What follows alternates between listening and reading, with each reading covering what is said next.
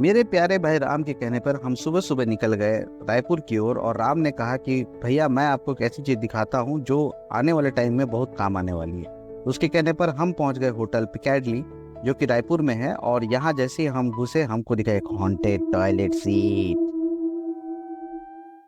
और यहाँ जैसे हम एक्सपो के अंदर गए तो एक बिजनेस एक्सपो था जहाँ राउंड टेबल लगे हुए थे। अब हर टेबल तक जाकर यहाँ पे अलग अलग फ्रेंचाइजी के बारे में पूछ सकते थे, जो कि 10 लाख से नीचे का तो बिल्कुल भी नहीं था। ये सब देख के मुझे लगा ओ चूना लगा। के बाद हम खाना खाने आ गए और राम अपनी खरीदारी के लिए चला गया।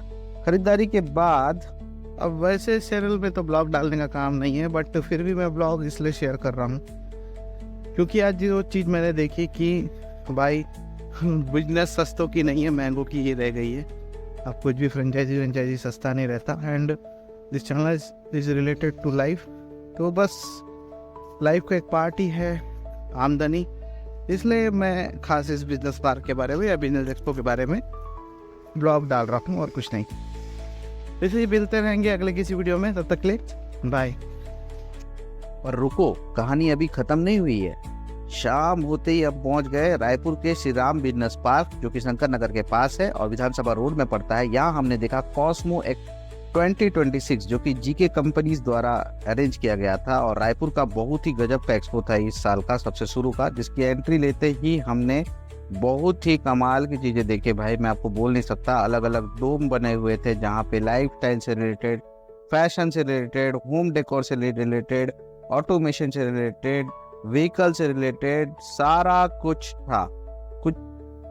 कुछ भी हमको ऐसा देखने को नहीं मिला जो कि वेस्ट था या कुछ नहीं था। और यहाँ तो आदिवासी तेल भी था भाई जो कि बिक रहा था। और हमारे शहर में अगर ऐसा कुछ लगता तो सिर्फ व्यापार मेला तक ही सीमित रहता भाई। ऑटोमेशन की चीज हमारे शहर में भी आनी चाहिए।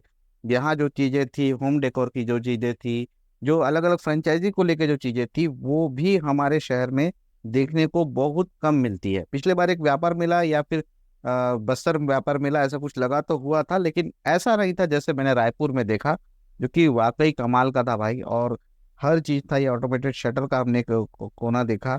लेकिन फिर भी बता दूं, एक चीज ने मुझे सबसे ज्यादा अट्रैक्ट किया, वो है ये है एक fully furnished readymade 1 BHK house जिसका इंटीरियर कमाल का था, और ये मात्र 5.5 लाख की लागत में बना था। इसके साथ एक ऑफिस भी इन्होंने मॉडल के लिए रखा था जो कि मात्र 1 लाख में बना था। इसके ये सब देख के मैं रायपुर से वापस तो आ गया, लेकिन मुझे फिर भी लग रहा था क्यों हमारे शहर में ये चीजें नहीं लगती।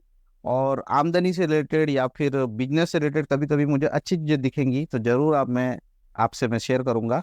इस समय मुझे समय की थोड़ी कमी हो गई थी, इसलिए मैं और ज्यादा वीडियो वहां पे नहीं बना पाया और वापस आ गया। मिलते हैं अगले वीडियो में, तब तक ले बाय।